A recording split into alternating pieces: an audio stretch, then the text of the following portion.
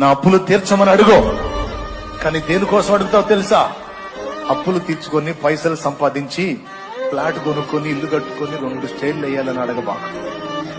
నేను నీ పని చేయటానికి నాకు ఫ్రీడమ్ లేదు.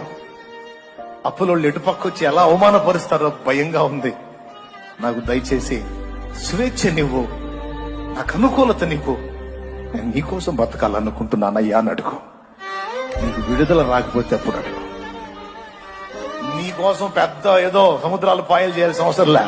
ఒక చిటికేస్తాడు అయిపోయింది నీ అప్పు. అది లక్షలు కావచ్చు, కోట్లు కావచ్చు, యేసునామంలో తుడిచిపెట్టుకుపోద్ది అంతు లేకుండా. నమ్మితే చెప్పు స్తోత్రం. దేని నిమిత్తం అడుగుతా? అపార్ట్మెంట్ లో ఫ్లాట్ కోసం అడుగుతావా? నానా, దేవుని పని చేయడానికి స్వేచ్ఛ కొరకు నువ్వు ఏది అడిగినా, ఆరోగ్యం